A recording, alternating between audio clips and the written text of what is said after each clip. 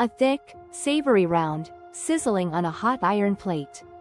It is covered in brown sauce, a web of mayonnaise, and flakes that seem to move on their own. Almost everyone who sees it says the same thing. It looks like a Japanese pizza, or maybe a loaded pancake. But it is really neither of those. This is okonomiyaki, and it is one of the most misunderstood dishes in Japan. It is street food, home food, and restaurant food all at once. And almost everyone outside Japan gets it slightly wrong. Because the star of the dish is not the batter, or the sauce. It is cabbage. By the end of this video, you will understand exactly what okonomiyaki really is, and how it is built layer by layer. And you will never call it a pizza again. There is a lot hiding under that sauce. So let's decode it. Let's start with the name, because it explains everything. Okonomiyaki breaks into two parts. Okonomi means something like what you like, or as you like it. Yaki means grilled or cooked on a hot surface. So the name literally means grilled how you like it. It is not one fixed recipe at all. It is a format you make your own. That freedom is the whole spirit of the dish. You choose what goes in, and no two are exactly the same. In some restaurants you even cook it yourself, on a hot griddle set into your table. The dish becomes an activity, not just a meal. But under all that freedom, there is one constant. And it surprises almost everyone. Okonomiyaki is mostly cabbage. A huge amount of finely shredded cabbage is the real body of the dish. If a pizza is defined by its dough, okonomiyaki is defined by its cabbage. That is the swap most people never notice. And quickly, before we go deeper, thank you for actually watching this, instead of just scrolling past it. Stick around, because the flakes that seem to dance on top have a genuinely fascinating explanation. So let's talk about that cabbage. A single okonomiyaki can hold a small mountain of it.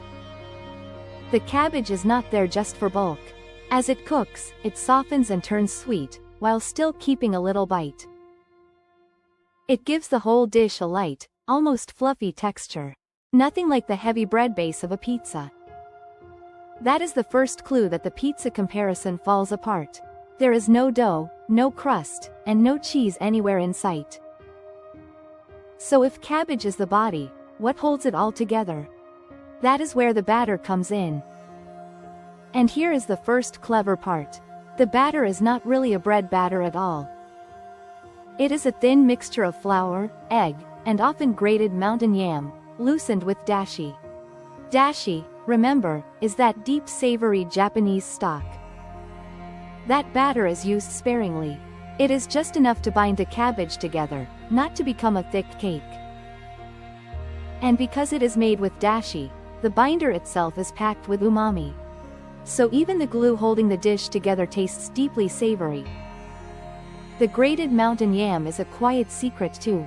It makes the inside light and airy, almost custard-like, instead of dense. You mix that light batter with the cabbage and your chosen fillings. Pork belly, seafood, spring onion, whatever you like.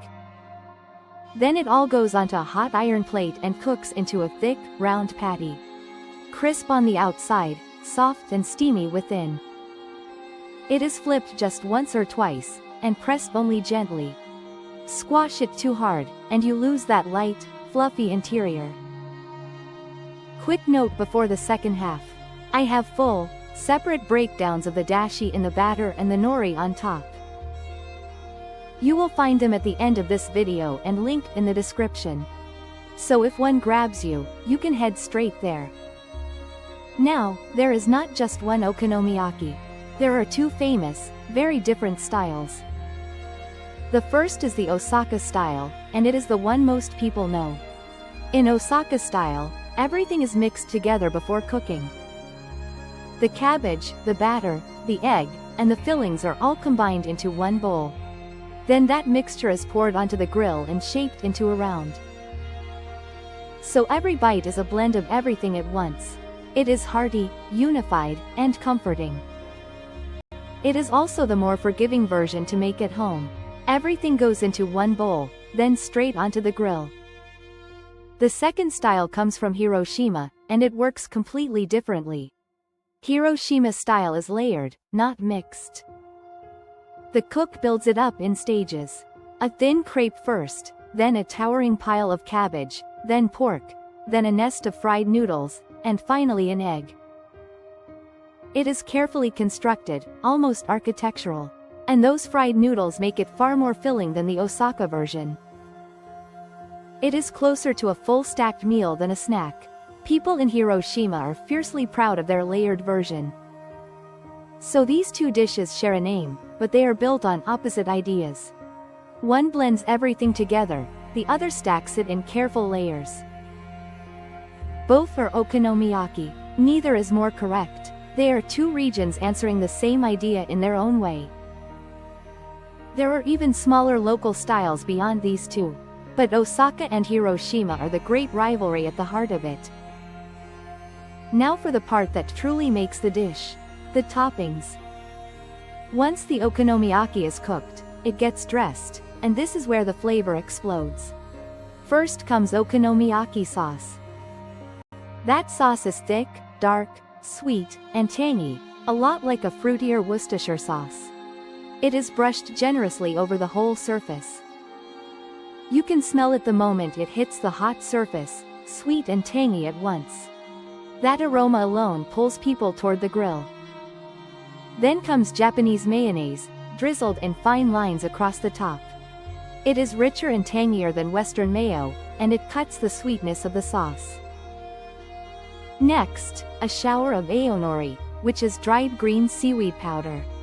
It adds a fresh, oceanic note over everything. It is the same seaweed family as the nori around your sushi, just dried and ground into flakes. A little goes a long way. And finally, the flakes. Katsuobushi, which is dried, shaved bonito fish. Now, here is the part everyone remembers. Those bonito flakes appear to move, curling and waving as if they were alive. It looks almost magical, but the reason is simple physics. The flakes are shaved impossibly thin and are very light. The okonomiyaki underneath is hot, and heat rises off it in gentle currents. Those currents catch the feather-light flakes and make them wave and dance. To a first-time viewer, it looks like the food is breathing. Simple science, dressed up as a little magic trick. So the dish literally seems to come alive as it is served. It is a tiny piece of theater, powered by nothing but heat. People film it, every single time. The flakes never stop being a small delight. But those flakes are not just for show. As they warm, they release even more deep, smoky umami into the dish. So stack it all up. A dashi batter, sweet savory sauce, tangy mayo, oceanic seaweed, and smoky bonito. But here's what most people miss. Okonomiyaki is not really about any single one of those things. It is about layering umami, again and again, on a light cabbage base. Nearly every element on the plate adds another wave of savory depth. The batter brings dashi, the sauce brings sweet umami, the seaweed brings the sea, the bonito brings smoke, they all stack up. That is why it tastes so satisfying, even though the core is just cabbage. The flavor is built in careful layers, not from one rich ingredient. No single part is heavy on its own. Together, they add up to something rich, deep, and completely craveable. And that is a very Japanese way of cooking. Take something humble, and give it depth through patient layering. Calling it a pizza completely misses the point. A pizza is bread and toppings. Okonomiyaki is cabbage and umami, engineered layer by layer. So once you see those layers, you can taste them one by one. The sweet sauce, the tang, the sea, the smoke, the soft cabbage underneath. It turns eating into a small act of noticing. Every layer was put there on purpose. So here is your takeaway. Okonomiyaki is not Japanese pizza. It is a light cabbage dish, bound by dashi, and built up through layer after layer of umami. Grilled exactly how you like it, just as the name promises. Now I would genuinely love to know, Osaka style or Hiroshima style, which one would you order? Tell me in the comments below. And here is the one moment I will actually ask. If this changed how you see okonomiyaki, leave a like, it really helps the channel grow. And subscribe if you want more of Japanese Food Decoded, one dish at a time. To go deeper right now, the video on the left breaks down dashi, the savory stock hiding in the batter. And on the right, you can decode miso, another pillar of Japanese flavor. See you in the next one.